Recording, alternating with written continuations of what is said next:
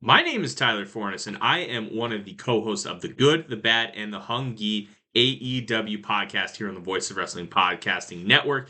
We take a broad scope approach to the world of All Elite Wrestling and the entire universe of Tony Khan.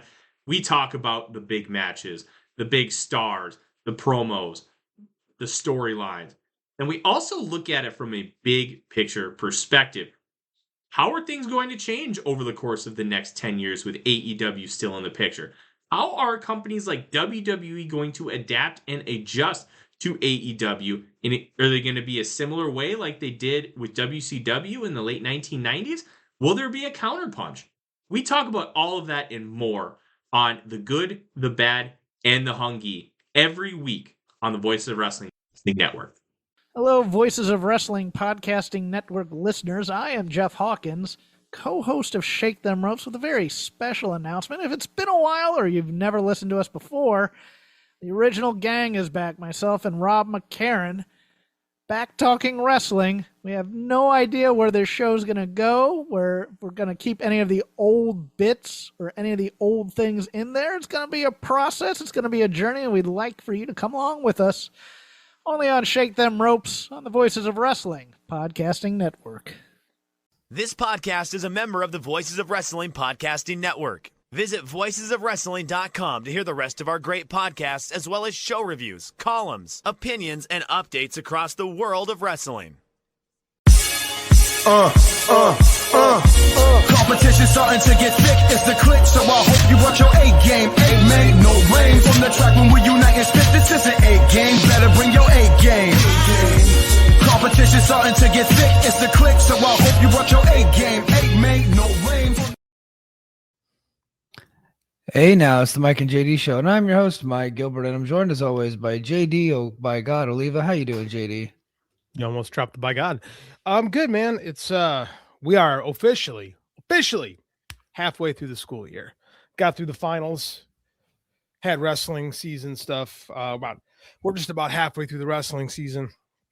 You know, it's been a thing. Like, I'll tell you something. I don't think I've had we start our break. We start our break tomorrow, but we have to set up for a tournament that we have on Tuesday. So, like, I don't really get a break, but at least I don't have to teach tomorrow. So I'm pretty excited about that.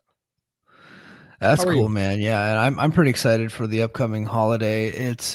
It's weird. So in the military, we would alternate like weeks off. So essentially, like, you know, when I was in charge, me and my boss, we would take turns. Like I would stay like during Christmas week, and he would take, you know, and then I would take New Year's week off, and then he would take Christmas week off, and I would, you know, like we just alternate, right? It doesn't work that way in my new job. So I actually have to take vacation time on Christmas Eve, and I'm taking vacation time on the day after Christmas.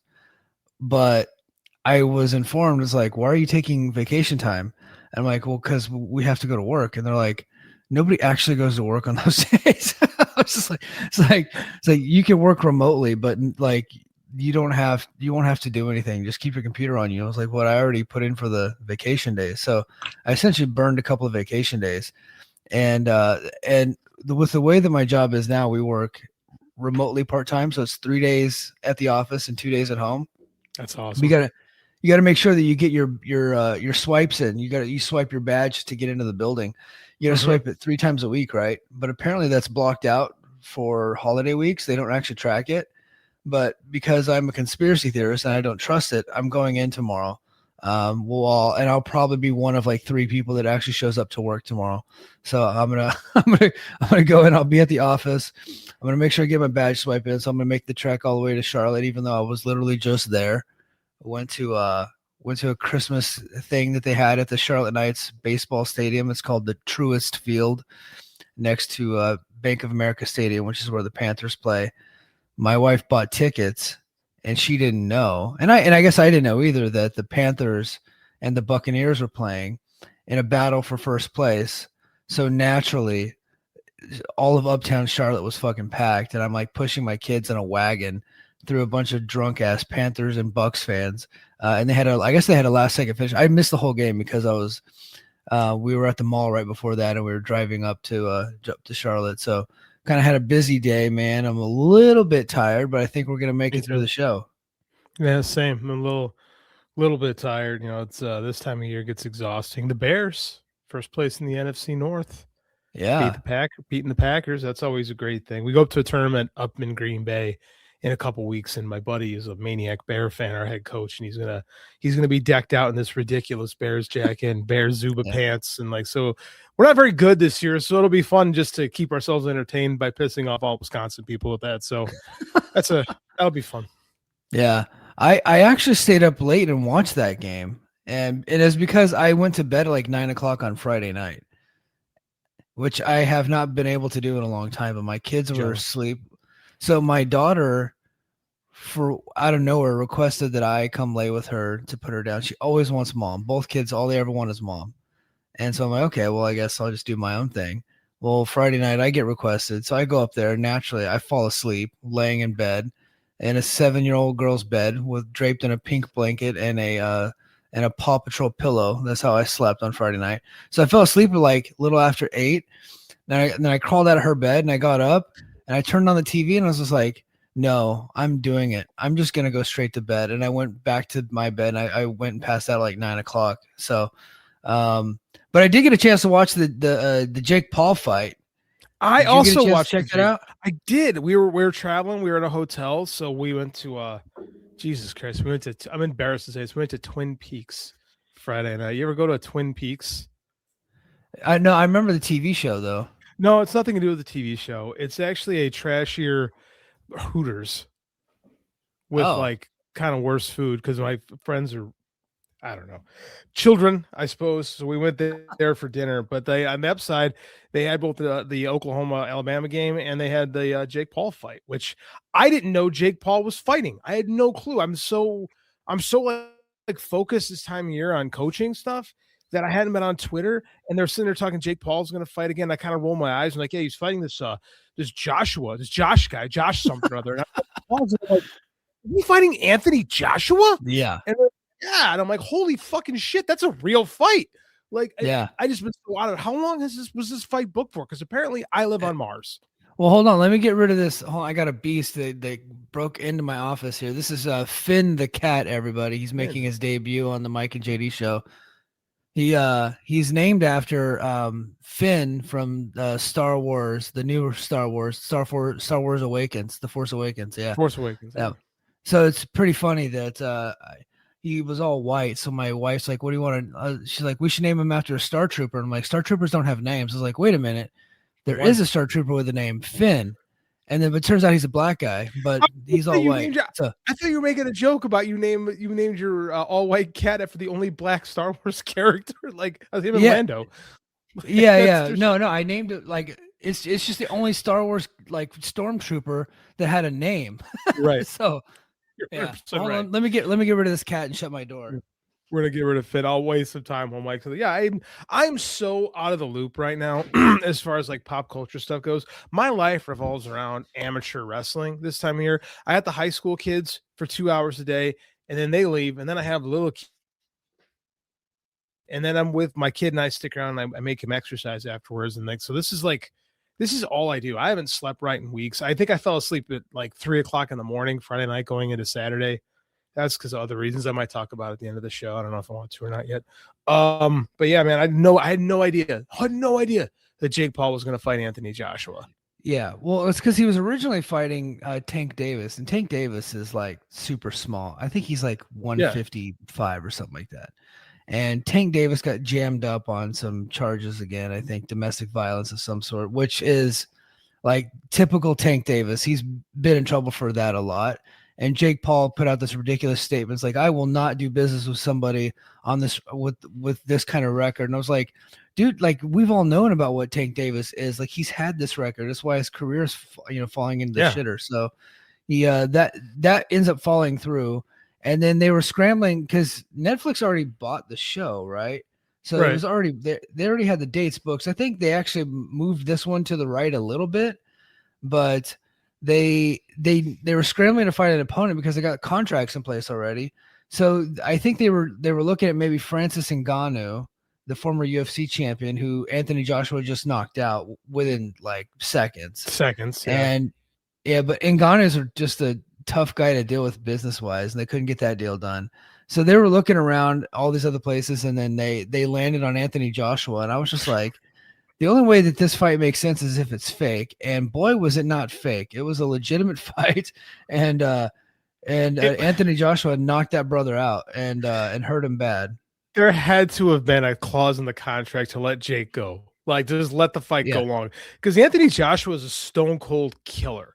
And like, he just kind of, it was like watching Roy Jones fight. He was like, just point, or Floyd Mayweather fight, point. Okay, I won that round 10-9, won that round 10-9.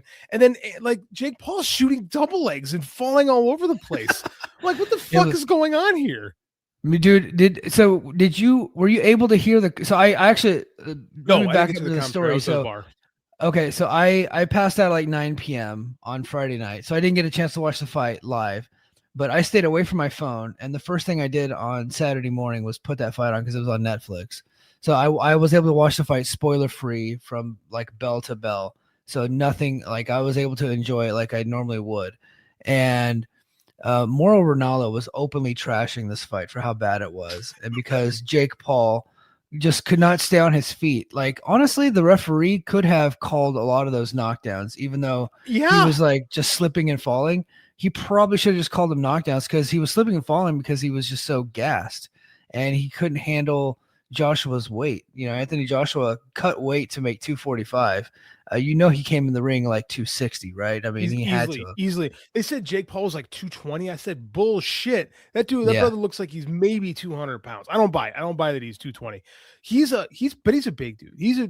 People shit on Jake Paul. He's pretty good athlete. Like he's not a bad boxer, but he's not the heavyweight champion of the world. You know, no,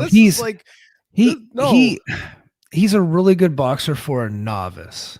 Yes. Right. But he didn't go up through the knock on him is he didn't go up through the system, and he's fighting washed up MMA fighters, and he fought Mike Tyson and so this is like the first he fought Tommy Fury. Tommy Fury is a legitimate boxer, but he's also not like a great boxer either. But he's not his brother. No. Yeah. But the fight wasn't a good fight. Jake Paul proved that he doesn't belong in there.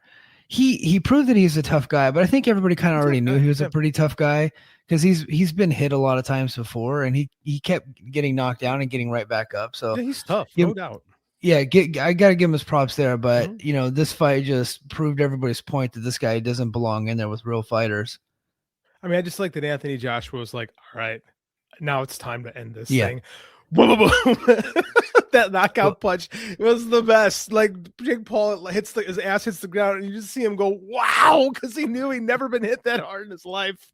Yeah, everybody was saying that Ngannou was a joke because of he got knocked out earlier, and that Jake Paul lasted longer with Anthony Joshua. Ngannou went in and engaged and went toe to toe with him, and that's why he got knocked out quick. Jake Paul, Mike, did you see the size of that ring? They made that extra large ring so Jake could run away from him for as long as humanly possible, and he gassed himself out. Yeah. And that's exactly what happened. So Paul wasn't going to chase him, Joshua wasn't going to chase Paul around, which is what Paul was wanting. And he waited for him to get gassed out, and then he did the smart thing and knocked him out when he had the opportunity.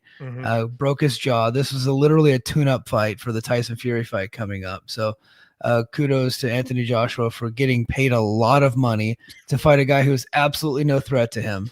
And now he's going to parlay that into probably a bigger money deal, into a legitimate fight where he's going to get his ass kicked by Tyson Fury. It's possible. They fought before and Tyson Fury won. It could definitely happen again. I think that Anthony Joshua, he's not a big star in the US. Like in the UK, Anthony Joshua is a massive star. Here, a lot of people, like I said, I was with some casual sports fans, right? Yeah. And none of them had heard of it. And I know Anthony Joshua because, I'm combat fighting circles, and I'm pretty casual on most of it.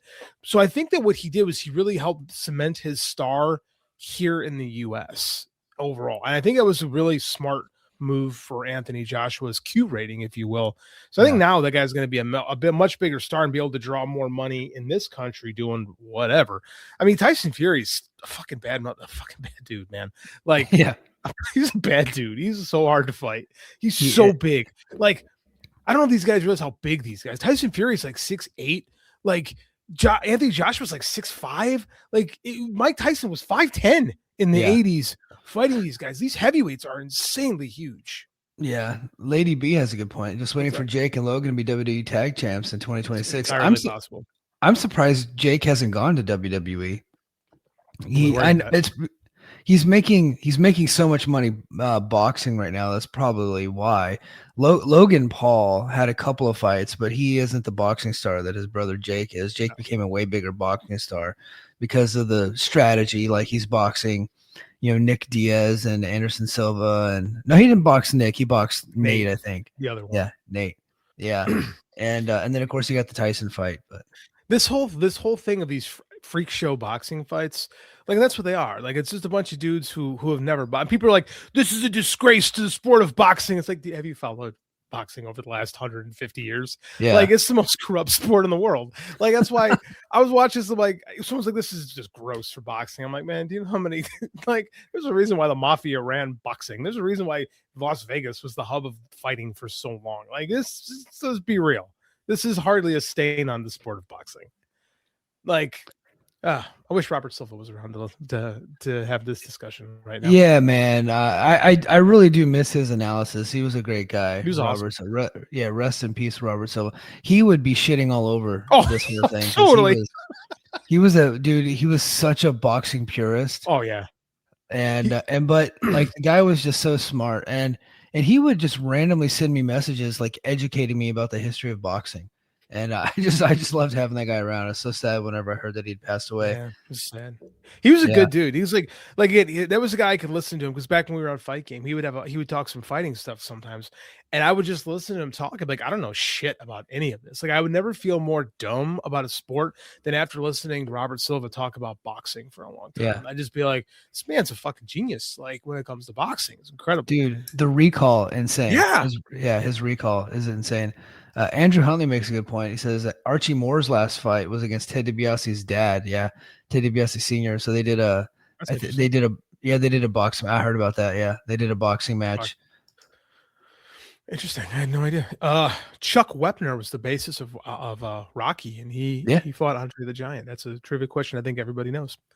Yeah. Well, because Chuck Webner went in there and actually showed his toughness against Muhammad Ali in a fight where he got bludgeoned, and then of course did was it Shea Stadium that Webner and Andre did their work? It might have been. It might have been a Shea show. I forget. Was that on the Bruno Zbyszko show? No, that was actually Hogan and Andre. Yeah, that was Hogan and Andre. That was 79. So it would have been years before that. I can't remember. Now we're talking out of our ass. So no, that was 81. I think 81. Bruno Zbyszko. Maybe, I don't know. We should look. If somebody in the chat can look this up for us, because Mike and I are in the middle of the show. When was Andre versus Wepner? Hold on, I can do it. Hold on, Andre I don't get to put the giant. If you just put Andre versus Wepner, it would have shown up. Yeah, Andre versus Wepner, 1976. Okay. I mean, I wish I could just pull this up and we can watch a clip of it. You know what? Why not? There's nothing else to talk about. We could probably just do like a clip of it, right? Sure, why not? Without getting it nuked. I mean, who owns this? It's probably WWE, but I don't think. I think it's the Fed. Yeah, probably. Here, let me just do it since we're just. I thought they didn't care about their archive footage anymore. Yeah, I mean nobody's watching our show anyway. Who cares? Let's see. Point. All right, here we go. Is the money right, Al? That's all it asks. Oh, this is like a documentary. This looks like an HBO based on those lower thirds, so we can probably get away with this. Was 6'6" or 6'6.5". Oh, come on, let's see the fight. Looked so huge. Looked like a little. Oh, you can barely see anything, so I don't think we're gonna get nuked. Where is this? I don't know. I don't know. Let me see. The lighting. It doesn't say it here in the thing, so we'll. All right, I don't want to get nuked, so I'm going to pull that off. But there you go. Yeah, Andre the Giant and Chuck Wepner did a whole deal. And then that was the basis of Rocky versus Thunder Lips, Rocky versus Hogan in Rocky 3, like that fight. So I didn't know that, but it makes complete sense. That makes sense. No, the first fight was the first Rocky was based on Wepner versus the first fight was based on Wepner versus Ali. Oh, so we had it right. Andrew Huntley did the research. He said it was that shit. Yeah, okay. I was right. All right. Yeah. So. Yeah. So the first fight was based off, or the first Rocky was based off of Ali and Wepner, and then Rocky 3 was based off of Wepner. Well, that Thunderlips one was based off of Wepner and Andre, and then Sylvester Stallone ends up doing another movie where he's like in prison, playing like, and he's like playing soccer and stuff. That movie was based off of Chuck Wepner going to prison. So he did 3 movies based on Chuck Wepner's life. That's why Chuck Wepner sued his ass later in life. Yes, that's 100%. What movie? I don't think I never saw this movie. What movie was Stallone? Hold on, now I have to do the. Hold on. Lockup. What's that? Was it Lockup? Sylvester Stallone, a prison movie. Lockup. Yeah, so. 1989 film. Pulled that out of my butt. I don't think I've seen that movie since 1989, to be quite honest with you. Yeah, I was a big Sylvester Stallone guy, and I probably have not watched that movie. There's a lot of turds that float around in that punch bowl. The Sylvester Stallone career. For every Rocky or Cobra, there's a Rhinestone or Stop or My Mom Will Shoot floating in there. He's got a lot of turds. Hey, Rhinestone with Dolly Parton was big in the Gilbert household in the 80s, for sure. For sure. That movie was on a lot. You know, movie I wish was better was Paradise Alley. I wish that was a better movie. It's really dude, I gave that a real shot. Me too. Yeah, I gave that a real shot. Andrew says Over the Top. That's a classic. We will. Yeah, that's a good one. Yeah, we will not speak ill of Over the Top. No. They made a movie about. I know Norm Macdonald has a whole bit about divorce, custody, and arm wrestling. The movie fucking works. It just works. It's a great movie. I love that one. And you know what? Like it's super cheese. I could watch that right now and still love it. Dude, we could if we wouldn't get us in trouble, I would absolutely do a watch along of that right now. I loved Over the Top. Since we're on the topic of 80s movies, so it's no secret that I'm a big fan of Expedition Unknown with Josh Gates. Like he does the show every week. He never finds a goddamn thing. We just watched, my wife and I watched for the first time. He did the DeLorean. They did like a 6-episode thing on finding the original DeLorean. I loved it. Yeah, they did. But last week's episode is them tracking down the real Goonies story, the real treasure hunt from the real life version of it. I didn't know that was based on a true, thing. Like a true pirate story? I had no idea. Yeah, I had no idea either. So I went ahead and I watched the Expedition Unknown episode where he's going down, because he said that the Goonies, that movie, like, is the reason why he became like an explorer the way he is. Like, no kidding.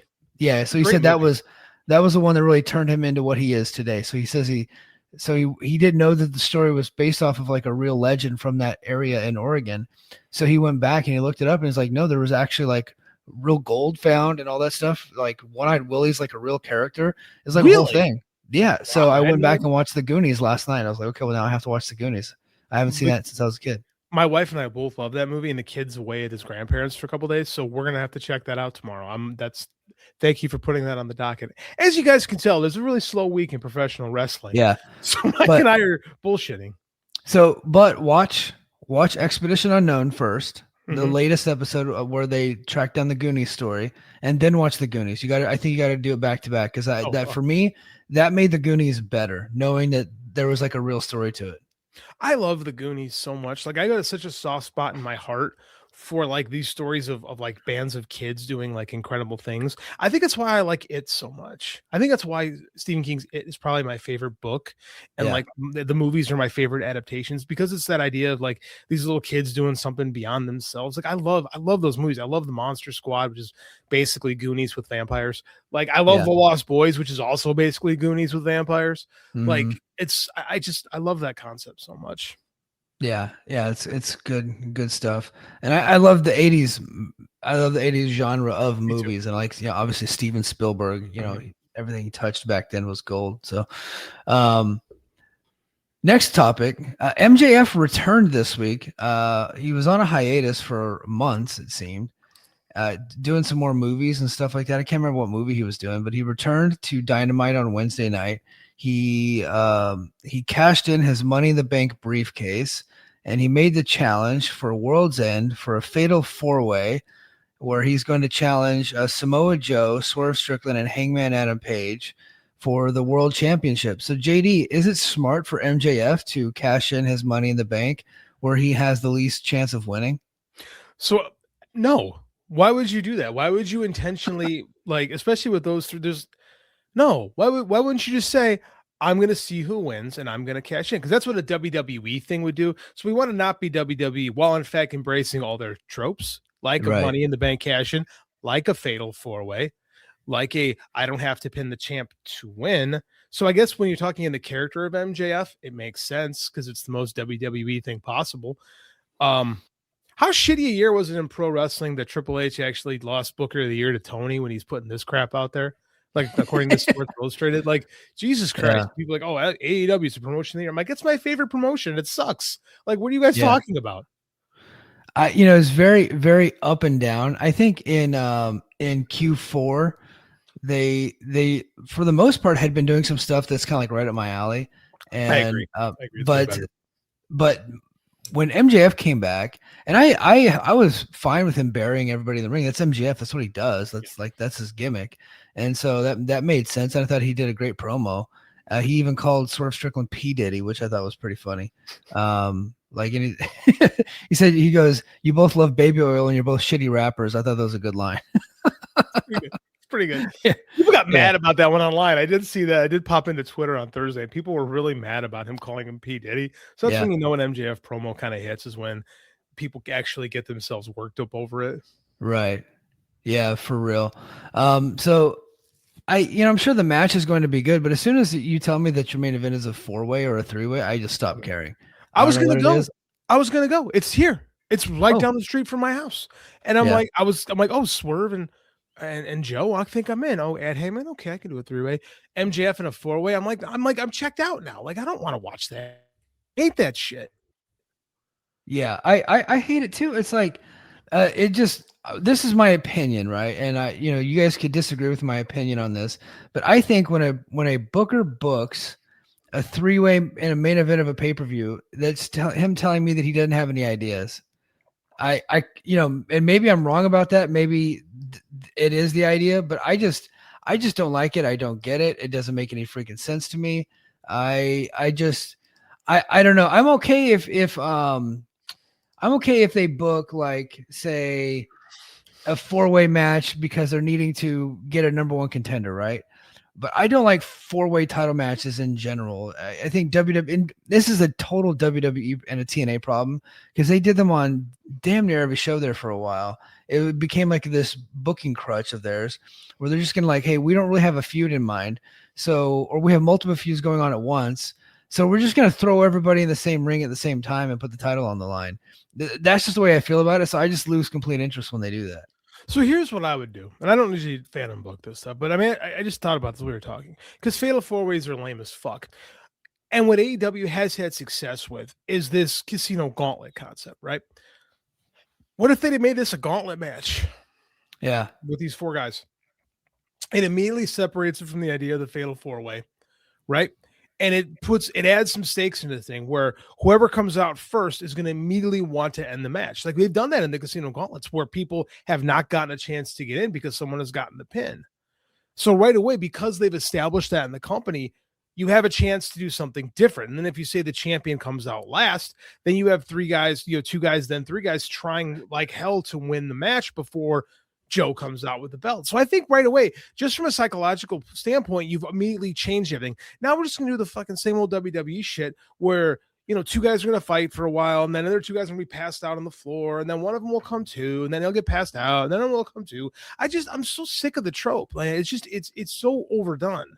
I don't like it. Yeah, I don't like it either. I like this comment here. Let's see. I agree. World Championship 3 or 4 ways are cool in video games, but I'm so exhausted of it. AEW used to do a good job of largely avoiding that. Now the past 2 Worlds and pay-per-views have had a 4-way main event. Did they have a 4-way last year at World's End too? I believe them. I don't remember. Okay, yeah. I'm too lazy to look that up, so I'm just going to go ahead and say that it's true. Lady B says, go for Takeshita versus Okada. Yeah, that's going to be pretty damn good. With that. Like, that's going to be a good match. I'm perfectly fine with that. Like, it's an AEW pay-per-view. It's going to be awesome, but I can bitch about the stupid booking shit. Because even Dave says, oh, Tony books for Tony. And it's like, yeah, no kidding.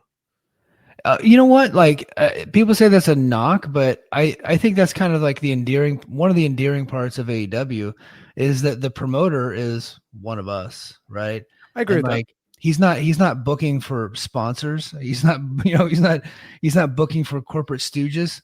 He's booking for himself, and by virtue of that, he's booking for us essentially. Like because he was sitting there reading all the dirt sheets and listening to the podcast and had all the same complaints that we had, and he likes a certain style and a certain genre of wrestling. He does mix in other styles and other genres. You can tell with some of the other stuff that he's done. You can tell when like Mid-South Tony is like locked in what they're doing. You can tell what's different from Mid-South Tony. He's got other things kind of thrown in there because he's, trying to be amenable to other people. But for the most part, Tony doesn't book for the sponsors. He doesn't book for corporate people. He books for the fans. And I think it's okay to have a fan-driven promotion. And that's what AEW has mostly been. Now they've gotten away from that for a lot of times. I think that's the problem. Yeah. Now, I'll say this is like, as a creator myself, like I've written a handful of books, I always want to write something that I want to read. Right. I think any creator anyone who says, we book this for the fans, you're full of shit. You're lying. Like it's a terrible way to approach anything from a creative. Like when you try to do something you think people will like, you're not creating, you're not open, because part of creativity is opening your soul and letting things out. Right. So I'm okay with that. I'm okay with him booking the shows to himself. The problem with it is Tony Khan, I think, gets himself more than everybody else does sometimes. So I think he goes from A to D, and sometimes he skips B and C. And when he talks about it, he very clearly sees B and C were there, but he doesn't do a great enough job relating it to the rest of the audience at times. Now, I think the man puts together one hell of a major show because the AEW pay-per-views are always fantastic. The TV show from week to week can struggle a little bit. And I think that's more on the lines of that he's not interested in the minutia of booking all the time. And he lets people do the minutia who aren't great at it for the most part. I think that's how you get some really holes in the TV and how you get 8 billion TV packages. Thank you, Brian Alvarez. I hope you're happy every week. Like, I don't know. Like, I don't think Tony's a bad booker, my estimation. I do think there's times he gets burned out. I do think, like you said, when Mid-South Tony is on, he's fucking great. Yeah. But there's other times he's not. And people are mad about Triple H. It's like, don't give me Triple H. We came on here ourselves. You and I, who are big fed guys, were super impressed with the John Cena heel turn. We both came on this show and we're like, this is a really interesting place. This is an interesting place. I wrote an article ranking the top 10 heel turns of all time. I was so inspired of it, and I put that as number 2 behind Hogan. Yeah, no. It was the biggest waste of a heel turn of all time because it was all about a moment and they had zero plan. So you can't tell me Triple H is this great booker when he squandered most of John Cena's. I'll say it, he squandered most of John Cena's retirement run. There was nothing great that came out of it. We had this great heel turn that made no sense. It went nowhere. And then he came out and just got beat a bunch. Yeah. And then tapped out with a smile on his face. That's not good booking. It's not. No, yeah. So the babyface from SummerSlam to December, I know that people can poke holes in logic in some of the stories, but they did do really well with those. And some of the matches were pretty good, I thought. But the problem is that we should have had a year of that. They did the heel turn, and John Cena admitted as much on the Cody Rhodes podcast, which is weird that Cody's got a podcast, by the way. But yeah, and I'm sure it's a very real podcast, but he did seem like he was, like telling the truth. He's like, no, we just did it for a moment and really had no backup plan. And then it just fell apart. And I was like, yeah. Of course. Yeah. Thank you, John. We saw it play out in real time. That's exactly what happened. And I've never been more disappointed in my life. Dude, I had given up on the Fed in 2017. And then occasionally they would bring me back in.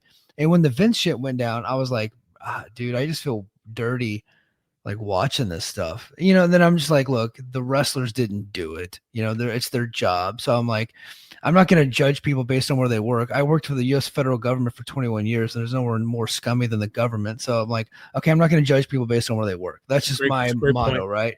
Great point. They're just they're out for themselves. They're taking care of themselves. I'm like, that's okay. Okay. So then I kind of, came back a little bit, and then the product was just so bad. And then finally John Cena turns heel, which is something that I wanted forever. And it was a great heel turn. It was fantastic. Within a week, it sucked. It's just like I was so disappointed. I was like, I don't think I can ever trust these guys again. Now, look, I got a podcast, and so occasionally I'm going to watch some of the big stuff, but I don't think I could ever be invested in what they do again because I just think that it stinks. And this stinks because of what John Cena just said. They have no fucking thoughts. I think that Triple H is lazy. I think that when he got the job, because the booking was pretty good the first 2 years, right? They were doing a really good job. And everyone seems to be in the same position as they were 2 years ago, right? I just don't think he's I don't think he's creative enough or motivated enough. I think he's got his tropes, which is fine. Everyone has his tropes. Stephen King has his tropes as a writer. I just don't see him challenging himself to do something interesting because he had this golden opportunity to do something with evil heel Cena, and then they just didn't. Mm-hmm. It's like when you have the Hollywood Hogan template to work off of, we didn't do that. He's far more successful in Hollywood than Hogan ever was. Yeah. So, and I think you nailed it when we had talked about it before. When it did flop early on, you said John Cena isn't embracing it. Mm-hmm. He wasn't, but I don't blame that on him. It's like, look what they were giving him. It's kind of the whole Sting deal. It's like, Sting struggled as that babyface world champion. Well, look what they gave him, the Black Scorpion, right? Same thing here. Like John Cena comes out, he's got the same ring music, the same gear. Everybody wants to cheer him, and he's saying these things that he doesn't mean in order to get them to boo, and everybody saw through it. And so they eventually just had to turn him babyface again without any storyline. He just came out and said, "No, I'm a babyface," and that was the end of it. But that's the thing, though. As a leader and a booker, you need to sit down and go, okay, man, we have this moment. Yeah. Triple H has got to sell him. Like, John, we can do something really, really special. Like, think about all these things you could do. Think about all these stories we could tell. They could have really flipped the script on WWE. Like, Cena and Cody could have been like a really big thing. It could have been a blood hatred rivalry, but they just weren't interested in that. No. Yeah, they weren't interested. Let's get to the chat. I think we bounced around to like 3 or 4 different subjects. We're talking about. Yeah. Walk Beside Me says it's actually one of the reasons I converted to mostly just watching Japanese wrestling is due to the abundance of 3 ways and 4 ways. It should be top champion versus top challenger. Period. Look, you don't really want to put like hard parameters on what pro wrestling can be, right? Mm-hmm. There's got to be some flexibility. I don't want to say that they should never have 4 ways and they should never have 3 ways. I just don't personally like them when it's the main event of a pay-per-view for a world title because it just tells me you have no story. That is my opinion. Not everybody agrees with that. I would be okay with it if we saw it once or twice a year. Yeah. We see them all the time. And it's just so we can get our stars in the main event and 2 of them don't have to do a job. Yeah. It's such a crutch. Right. Yeah, absolutely. So I think AEW could borrow from TNA and make the 4-way match double elimination where someone has to be pinned. I don't think TNA does that. You're the TNA guy of the podcast. Has that ever been a thing? I don't know. I don't know. That might be a thing. Maybe I missed it, but I don't know. So ECW, the old ECW 3-way dance would be you had to beat the one guy, then you had to beat the other guy. Oh, you know what? So it's not okay. Let me pull his back up, Andrew. So they do that sometimes where it's an elimination match, but they didn't do that at Rebellion last year when Joe Hendry defended against Ethan Page and Frankie Kazarian, and they didn't do that at Slammiversary when Trick Williams defended against Joe Hendry and Santana, but they have done that before, but I don't think it's like their standard. You know what I mean? It's not like the standard way of TNA doing that. Was the standard ECW 3-way match. Yeah. Which is why those were really good. I remember being in Anarchy Rules 99. That was the show when Taz came in as the champ. Oh, yeah. And everyone found it leaked that Taz was going to WWE or F at the time, and everybody, I wonder who leaked it. And everybody was chanting, "You sold out" at him, and they made it a 3-way match with Taz, Mike Awesome, and Masato Tanaka. And then Taz was out in like 5 minutes. Yeah. And then it was Tanaka and Awesome, and this just fucking great match, man, that I got to be there for. It was really cool. But that's what's something cool that you could do that I think is kind of a lost art is the eliminate. Like, I think just by having, I think he's got a great point, actually. Yeah. I think having the elimination aspect of it changes the dynamic, and like adds a new layer to it when everybody has to lose. Because like I said, that's what made that match special. Was for a minute we didn't have a champion in ECW, and it was either going to be Mike Awesome or Masato Tanaka. And I think everybody pretty much realized it was going to be awesome, but there was this chance because they had this epic feud at the time, right? So it was pretty cool. I would like to see something like that again, just to be different. I remember vividly when Taz got pinned in that match. I was like, oh shit, we're gonna get a new world champion. Right? We all knew he was going to lose because he was on his way out of the company. But just to see it happen so quick and to see the ECW fans completely turn their back on the guy made for which I'm sure just ate him alive in real life. Right. Taz. It made for such an amazing moment to watch. Right. Paul Heyman was a good booker. Yeah, he could be. He could. Wasn't always. Right. Everyone has Stephen King, too. The Tommy Knockers is a shitty fucking book, but Stephen King is the greatest American author of the 20th and 21st centuries. So everyone has their hits and their misses. Yes, for sure. All right. Let's see. Fightful Select is reporting that Danhausen, the meme wrestler of all meme wrestlers. Right. And I think whenever they signed Danhausen, I think it was on our show. And I think you said it. You said, look, if you're going to sign meme wrestlers, you might as well get the meme wrestler. And they brought him in from Ring of Honor. He's been with the company for years. And, he's a hard guy to book, right? Because he can't wrestle. And AEW is where the big boys wrestle. I think that's their slogan, something like that. But I got the Fightful story. It says, in the summer of 2025, Fightful Select reported that Danhausen's contract was slated to expire. However, AEW ended up extending the contract due to injury time. Here's my question. How could he get injured? I never saw him wrestle. Okay. He was injured. Every time they did bring him in and do something to him, he did get hurt. Donovan Danhausen has a unique talent. It just isn't wrestling.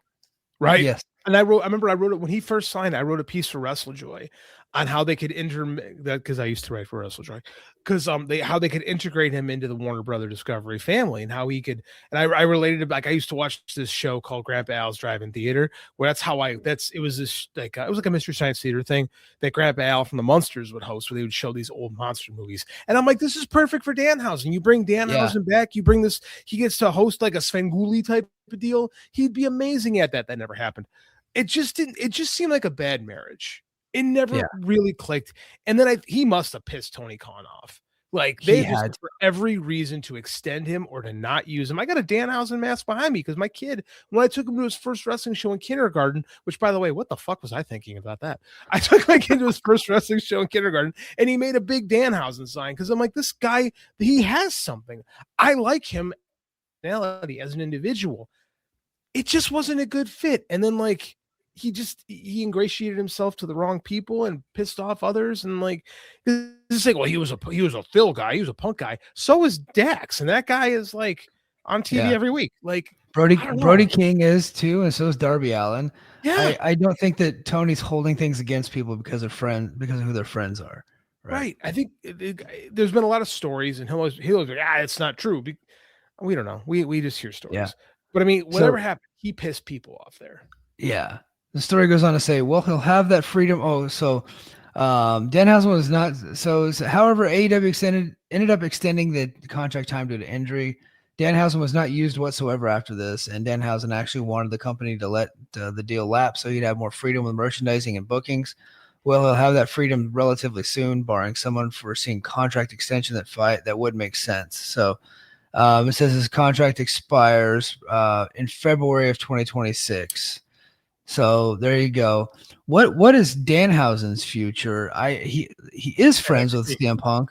I don't see CM Punk out there telling WWE to sign up his friends. I don't think he's got that kind of stroke.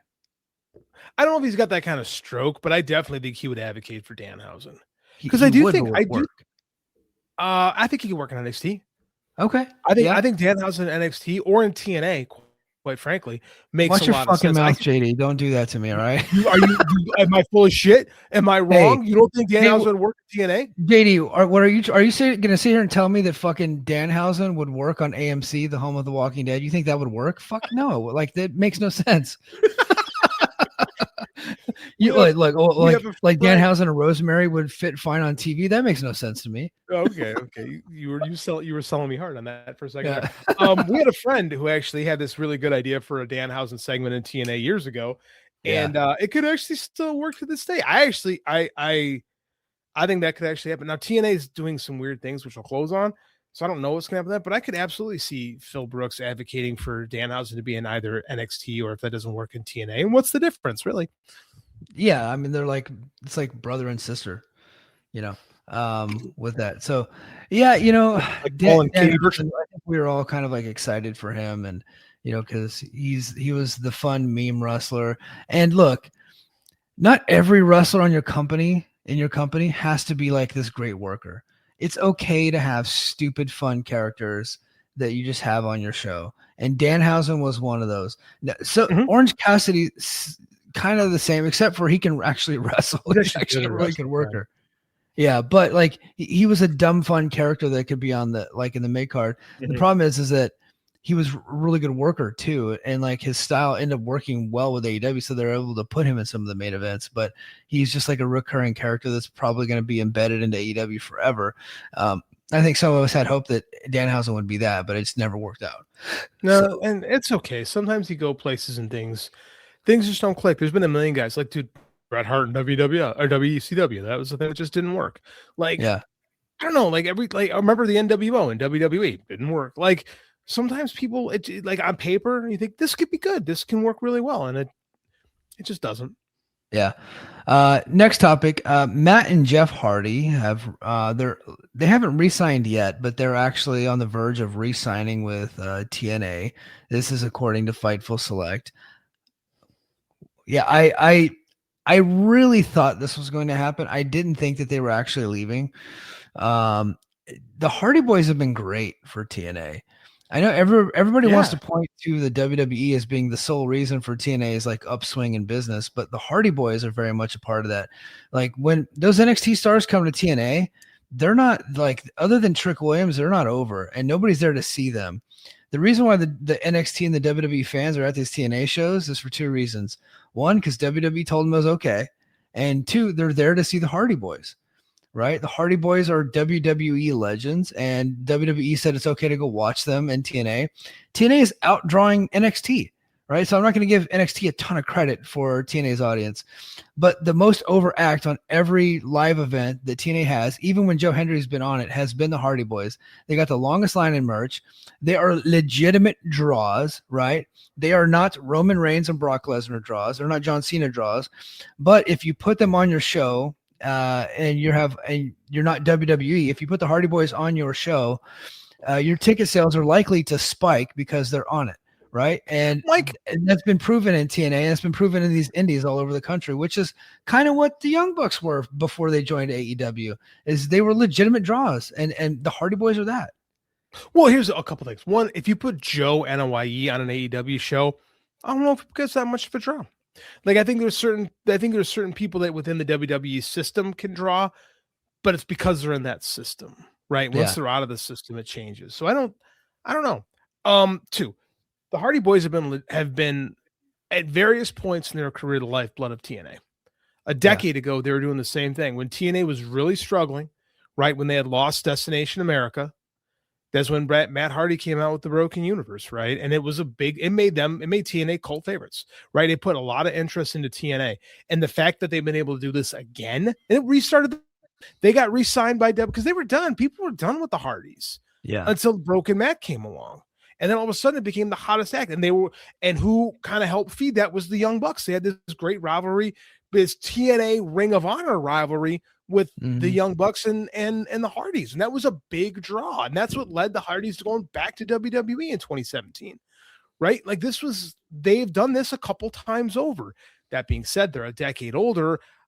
If TNA weren't to re-sign them while they're heading in, like what a great time for the Hardys contracts to be up. Yeah. Right when they're about to debut on I almost said Destination America on AMC, they're stars, and they're the most recognizable stars. You got to give them what they want because they're the most important people in TNA right now. You know what? Like people are gonna think that you're being mean when you say that, but no, it's absolutely the case. Wow. And it's a complete truth. It's a complete and honest truth. And that's no shade on anybody else in that company. I think everybody in that company would agree with what we're saying. Matt and Jeff Hardy Boys starts for 25 years. Like Matt and Jeff Hardy wrestling stars. Like, and then Yeah. TNA is like, so the moment that they came back to TNA, things started changing for that company. Right? They were Yes. already on the upswing. They're really good at grassroots marketing. They're so undervalued, like they're so underrated by the pro wrestling community and how well they market. TNA, they're fucking grassroots. They work their ass off to sell tickets every show they go to. And they got the Hardys, who are legitimate draws. Like, that's fantastic. Yeah. Yeah. And Matt got himself jammed up with the with internet wrestling community about his takes on storytelling versus 5-star matches, and I don't really want to get into that, but because I thought the whole conversation was kind of stupid. But so people were trying to say that he was never a draw, that he's nothing without his brother. And I'm like, look, Jeff is the bigger star. But the Hardy Boys act is a drawing act, and Matt Hardy is the one that is the guy that drives that ship. You know what I mean? Like, yeah, his brother is the biggest star, but Matt is just as important as his brother in that tag team, because he's the one that's like, he's the one putting the matches together. He's the one, like, Jeff is like just kind of like this weird dude off to the side thinking of like weird artistic spots he can do. But Matt is the one negotiating with the other talent on how to get these things done. He's the one negotiating the deals. Like, Matt runs the show. Jeff is just like the artistic one. So I don't think that you can have one without the other. I think they're the perfect combination. Hardy Boys, far more professional wrestling tag team, is like a band, right? Like, sometimes the band drifts off and there's like a star from the band. And Jeff Hardy, on his own for a brief moment in like 2009, was like the biggest star in professional wrestling. For sure. But he just can't maintain it long term because he's Jeff Hardy. Like, he just burns bright. Whereas Matt Hardy is very much like workman, very much a journeyman, but he's very creative and he's got a great business sense and he's sharp. Matt Hardy's real smart. He jumped to AEW when it was at its coolest, right? When it was at its up, and Matt Hardy said, okay, time for me to go there. And he like worked it really well, and he just found that he couldn't go anymore. Yeah. Right. And that's been Matt's biggest problem, is that he didn't have the work rate to hang in AEW, and the AEW fans didn't buy the bells and whistles. Now, that Hardy Boys run in AEW that we were about to have, which was self-destructive because Jeff is Jeff, which is a shame because I think would have gotten some fun stuff out of it. And they would have gotten to have a chance to have been the tag team champs everywhere, which I think would have been, as a completist, I think it would have been really cool. I'm probably the only person who kind of laments that we didn't get a true Hardy Boys run in AEW. It's just me. But I mean, like, they're like a band. Like, sometimes you get like Alice in Chains has not been the same since Lane Staley died. Like, they'll do stuff. Jerry's awesome, but Jerry and Lane together made that shit work. Did you ever go see Alice in Chains with that new singer they got? No, I don't care. So I did. They opened for, God, I can't remember who I don't even remember who they opened for, but I did go, and it was a fun show. Like, the guy can sing, but it wasn't Lane Staley. You know what I mean? Yeah, that's what I'm saying. It's not Lane. Yeah. Like, it just, you need a band. Like, when a band works, when everyone comes together the right way, you got the right pieces fit, and it's like, okay, now we got something. It just doesn't. There's just times it just doesn't work when you plug guys in, like Journey. Like, I remember I went and saw Styx once, a different drummer, different singer. Like, I'm like, this isn't like, you're not the band. Like, it's just not, it doesn't click. The Hardy Boys are like a band. Like, they can do other things, but like together, the shit just works better. Like, I go back to the Broken Universe. We were done with them a decade ago, and they reinvented themselves, and they did it again. Like, never doubt them. Don't doubt them. They know how to get over. And Matt's got a point. I like 5-star matches. I adore 5-star matches. Matt has proven he specifically doesn't need to have a 5-star match to get over and sell tickets. Not many guys can say that. He can. Right. Yeah. And that I'm so glad that you made that point, because everybody's like, it's this either or situation. And I don't really think that he meant that you can't do either or. And he's not saying that because he can't have 5-star matches. He's saying that because he doesn't have them, yet he's still a draw. And people are trying to debate whether or not that he's actually a draw, and he fucking is. He is a draw. Like, legitimate draw. Trick Williams ain't drawing shit for NXT. Maybe someday he can be a draw. I think he's been passed up by Obafemi. But like, that guy could be a draw. Like, I don't like, and Matt, and they think he's burying AEW. He says no. He has literally said in his shows, no, this is what AEW does. We cannot be AEW. He's 100% right. Right. Like, TNA doesn't. can't- Right. TNA doesn't have the talent that AEW has. It would be like a football team trying to run their West Coast offense, but they don't have the actual football players to run the West Coast offense. You need to like run a power I offense, right? It's like saying it's like trying to run a fucking Dan Reeves offense versus a Bill Walsh offense. Mm-hmm. If you got Dan Reeves talent, you shouldn't run Bill Walsh's offense, right? Like they don't do the same things because they don't have the same level of talent. Right. Tony Khan has actively recruited talent to fit his company, right? And that is what TNA is actually doing right now. Now, what they're doing is they're trying to get television stars from WWE and now even some AEW actually with the Righteous, who they weren't big stars there, but they were on TV there. Bear Bronson was on AEW Dark, but I think they got something in that guy. I think he looks really good. So that's what they're doing. They're doing it a different way than what AEW does, and neither one is wrong or right. We had a comment here. Ishmael 802 says, Matt is nothing without Jeff, in my opinion. I think you're missing the point that we're trying to make here. It's that Jeff is a big star, but without Matt, he self-destructs. And he does it a lot on his own. Jeff on his own only lasts hot for a certain amount of time, and then something bad happens. But yet when they're together, it works better. Yes. So it's not that Matt is nothing without Jeff. It's not that Jeff is less than without Matt. It's just that when Matt and Jeff are together, it works better. Yeah. Like I said, they're a band, right? They're a band. Like, okay, John Lennon had some pretty good hits, right? Instant Karma is a freaking killer track, truly is. You know, Wings is fucking awful. I don't care what anyone tells me. I hate Wings. They fucking stink. They had a couple of hits. They did have some hits, but they still stink. Because it's Paul McCartney. Yes. Right. However, the Beatles was amazing. Right. Right. You cannot tell me, you can say I don't like the Beatles, and I understand that. You cannot deny the fact that those two together had 20 number one singles. Yes. Right. Lennon and McCartney worked better than Lennon and McCartney solo. And they had hits. They had stuff. It worked. They did. But not like it did together. Right. And you know what? Like Jeff Hardy's run lasted about as long as John Lennon's run before John Lennon got shot. Well, right. Mark David Chapman had some other plans for that. I mean, yeah, but I think the parallel is great. Like Matt Hardy is Paul McCartney, right? Mm-hmm. Paul McCartney is way better with John. John is way better than with Paul, yet John was still a bigger star than Paul was. Now, Paul is probably more famous right now because he's still alive. He's alive. He's still out there doing television. Yeah, he won.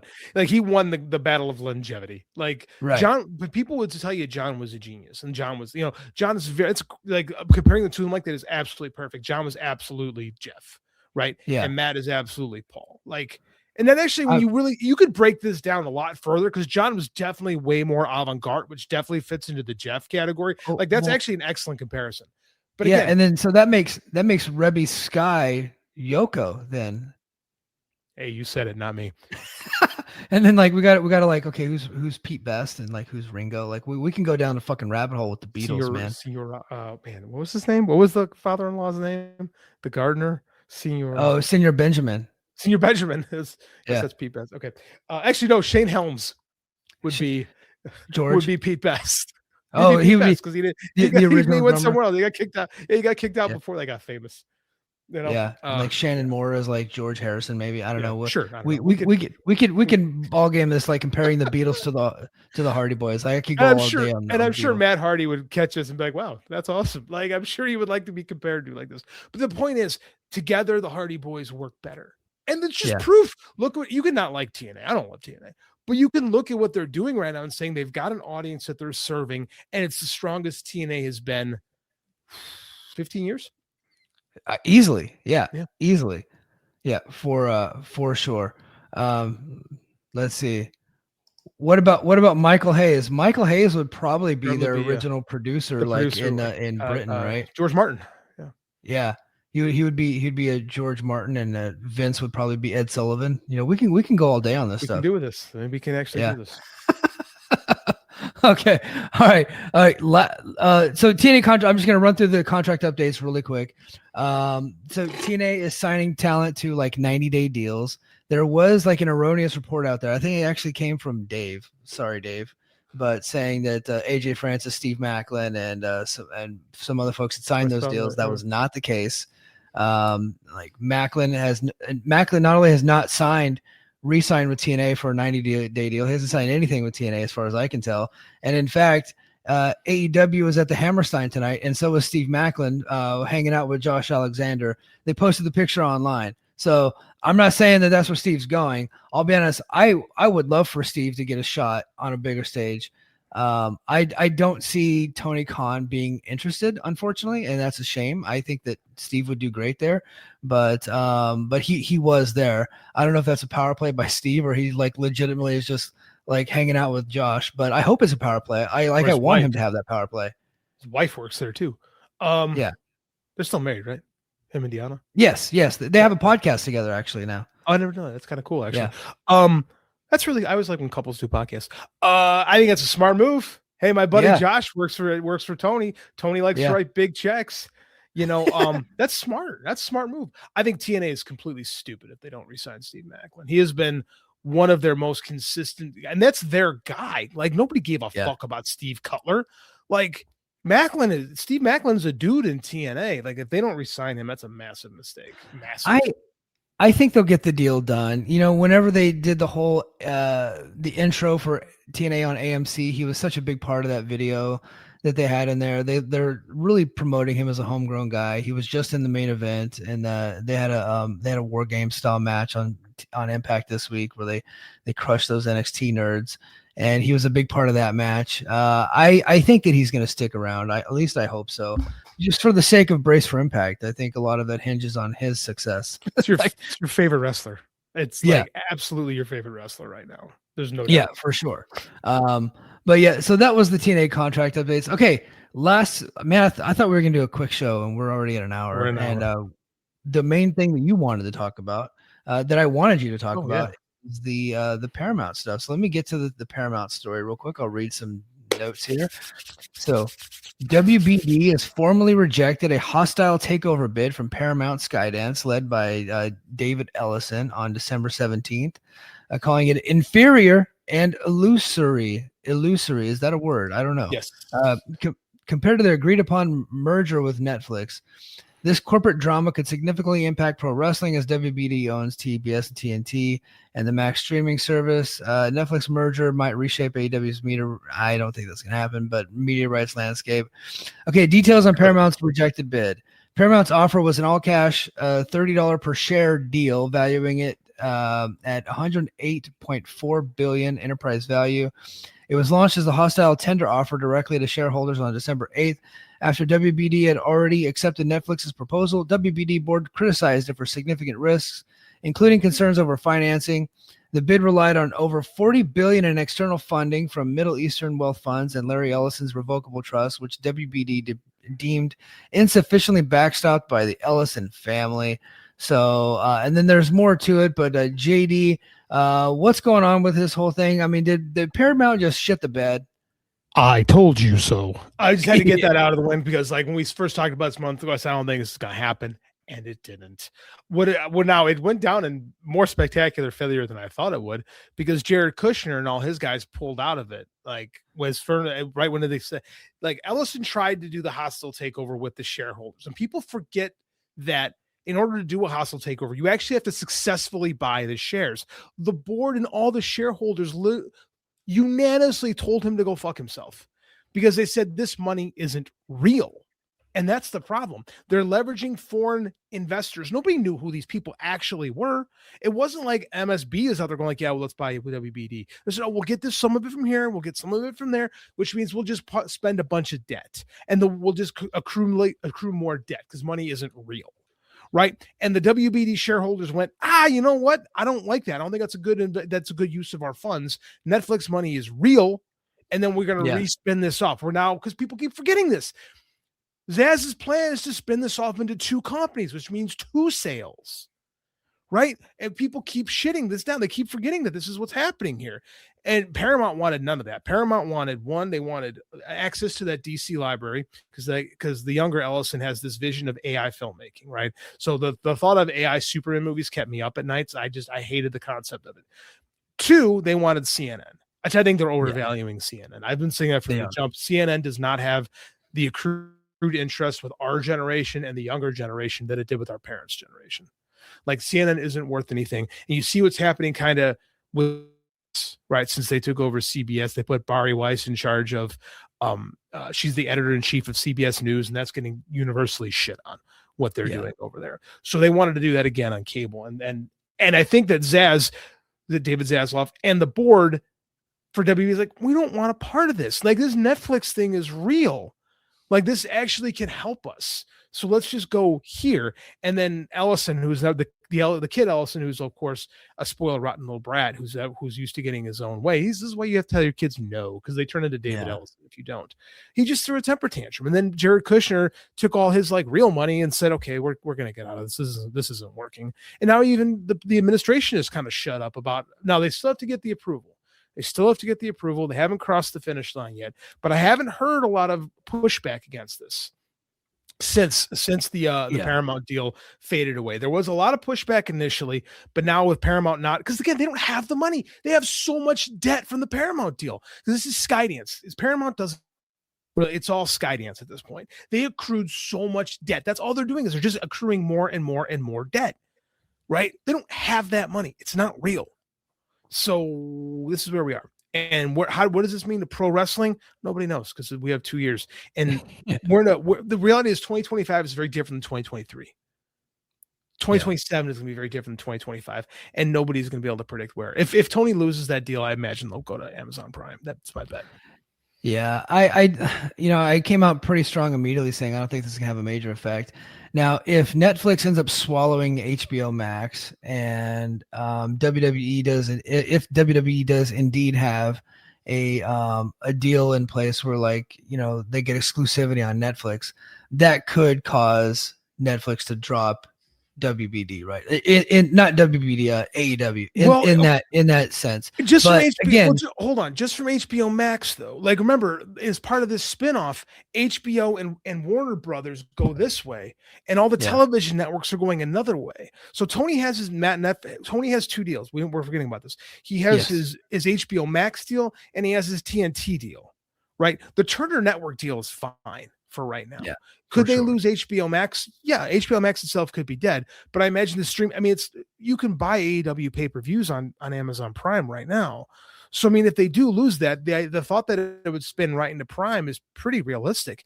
And the initial TV deal itself is fine, because these are going to be, Netflix isn't touching TBS.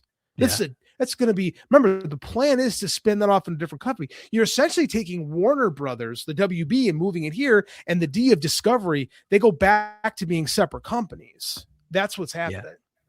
Yeah. Let's see. Ishmael says, also, guys, the NFL TV rights go up for bidding in 2029. Will Netflix offend an NFL owner by canceling their wrestling show in 2028? Of course they would. They don't, you think the other 31 teams in the NFL care about AEW? Of course they don't.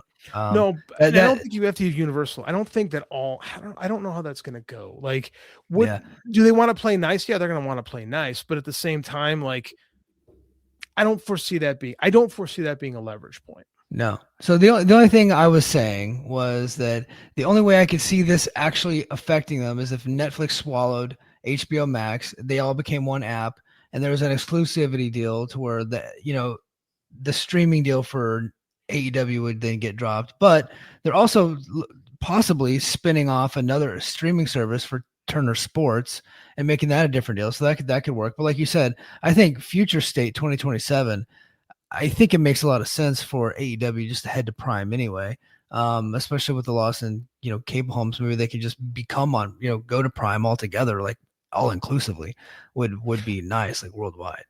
Well, especially with Tony's dealings with Prime, with both the NFL and with AEW. I do think long-term Amazon, and there was talk back in 2019 of Amazon Prime being the I believe that was if the Warner deal fell through, and they was going to go to Amazon Prime, which in 2019 would have been a death sentence. 2027, we're in a different world altogether. There's an interesting comment that I'm going to pull up. I just saw that. Warner is near its legs. I don't know. And siding with Netflix makes Warner feel like a shell. I mean, not really. Like, this has kind of been like Warner has merged with so many companies over the years. They merged with AOL, they merged with Turner, they merged with like Discovery. Like this is just kind of what Warner Brothers has been for the better part of 30 years. Like Yeah. it's been a like since Jack Warner sold it in the 60s, like it's been a snowball rolling downhill for decades. It keeps picking up other things along the way. The only thing that stays current is the shield, right? That WB shield, like it's like the Coke emblem, like it's going to be around forever. Like, and that Warner Brothers shield has more value. And for a film, like if you're going to put a film out, like a true film, like at the movie theaters, you're going to want that Warner Brothers emblem. You're not going to want to throw Netflix up there because people associate Netflix with with being home. Right. Believe it or not, that logo does mean something. Like, it does. People are likely to watch it if it's got that logo on there. It's not over for AEW. That's just a secondary part of their deal. It to you. Do you listen to nothing to what I say? They have 2 deals. It will end the streaming service on Max, and they have a 2-year deal, so it's not going anywhere right now. They still have Warner. Like they're not. One more time for the people in the back. Netflix is not buying the Turner networks. So they're not buying TNT. They're not buying TNT. They're not buying TBS. Yeah, what they're buying is they're buying HBO MAX and the movie studio and the television studio, right? Like all of the content producing part of they're buying DC, right? All of that they're buying. They're not buying the television stations, TNT, like True TV, TBS, and all of that, Discovery. Those are being spun off into a separate deal to be sold. Right. And quite frankly, Netflix doesn't want those things. Those have which leads me to believe that Netflix was the primary partner all along. I truly, conspiracy breathing, I think Zaslav and the Netflix people cooked this up a year ago. Personal opinion, can't prove it. They don't want those cable networks because it doesn't fit their portfolio. Yeah. Right. So that's not a thing. We have to you don't see this stuff business for how it is, and you don't actually read these things. We read like people who reply to Sean Ross Sapp tweets and don't actually understand this business. Awesome one Shrey, I like that one, says the Khan family has so many relationships, no matter what, they'll probably be fine. Yeah, I agree with you. They're billionaires. Yeah. And that's the thing. So the point that we want to drive home is that Paramount failed. They're not getting it. WBD saw through it. It doesn't look like they're going to be able to force their way into the situation. It's very likely going to head to Netflix, and it's going to have very little impact on AEW. Did you guys get to enough education today from Uncle Mike and Uncle JD? We're here for you. School you? I'm a teacher. That's what I do. Yeah. But on that note, I think, hold on, we'll get to one last comment here, and then I think we're going to send it home. I'm shocked Amazon didn't submit a bid for WBD. Buying WBD will be a drop in the bucket for them. Yeah, I'm surprised they weren't in on that. Amazon owns Columbia, and so they're in Sony and stuff like that. So MGM, excuse me, Amazon owns MGM. So that in and of itself brings up the same type of monopoly thoughts that would be another studio buying another studio, which is something the government would shit on. And any non-Trump government, which is just, I'm sorry, I'm not trying to be political. This is just reality. Any non-Trump government would have shut down the idea of Paramount buying Warner Brothers immediately. That's the kind of, that's antitrust stuff. So that's why Amazon Prime kind of laid out. Netflix is in a different business. Netflix doesn't have a theater on. They don't have a studio. They have Netflix. They're what they are. So it's different. This is why when people again, I don't love it either, to be honest with you. I'm looking at this, I have one pit bull that's going to eat a baby, and I have another pit bull that's going to shit on the floor. I'm going to go with the one that's going to shit on the floor because it's less of a mess. Yeah. What are you going to do when Netflix makes Batman like a woman in a wheelchair? What are you going to think when that happens? Mike, you see, okay, Oracle, Batgirl is a woman in a wheelchair, so it works. It fits. It's fine. They will be following continuity. Oh, well, there you go. I was just making a joke about how Netflix is always trying to shoehorn in that stuff, but it looks like that's already part of it. This for Jerry. In the Killing Joke, the Joker shoots Barbara Gordon in the spine, and she paralyzes her from the waist down, and then she comes. So the guy in the chair meme literally comes from her. She is the first character to ever be the guy in the chair who does all the computer stuff for Batman and the Birds of Prey. So that's Barbara Gordon. All right, well, there you go. All right, guys, hey, that's gonna do it for us this week. Hey, head to patreon.com/the Mike and JD show. More content coming your way. You guys can sign up there. If you guys got questions or you guys got topics for us to hit, head over to the Patreon, drop me a note there, and then I'll put it together. And then JD and I will do some bonus content. We've been doing some match watch alongs and stuff like that. This week it's a holiday week, so we're probably going to go dark this week. But we'll be back with some fresh content coming your way. But again, head to patreon.com/Mike and JD Show. Give us a like, comment, and subscribe. And until next time, mahalo. Competition starting to get thick, it's the click, so I hope you watch your A game. A made no rain from the track when we unite and spit. This is an A game, better bring your A game. Competition starting to get thick, it's the click, so I hope you watch your A game. A made no rain from... Hey. Hello, Voices of Wrestling listener. Dave Ryan here. Have you ever wondered to yourself, how many hidden gems are hidden away inside the last years of World Championship Wrestling? Have you ever asked yourself how many tenuous gags can be made about the name Mike Enos? And have you ever thought about what it sounds like for two Irishmen to interpret a very chaotic company through its B-show? The answers to all this and more are just a click away. Check out Days of Thunder every second Thursday on the Voices of Wrestling Podcast Network.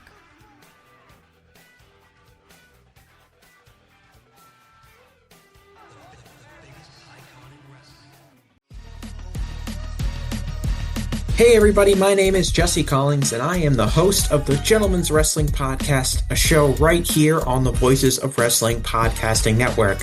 On the Gentleman's Wrestling Podcast, we take a deep look at individual issues and stories that are going on in the wrestling world. Each episode is about a different topic and we take a thorough and educated look at things ranging from current booking trends to breakdowns on individual performers and angles to investigations into different fan cultures across the industry. In addition, we keep a close eye on the wrestling media, and as a professional journalist, I bring a unique perspective to how current issues in wrestling are being covered and discussed through the wrestling media. We have a revolving series of guests from across wrestling punditry joining us on each episode, and we hope that you make the choice to give us a listen on wherever you get your podcast from.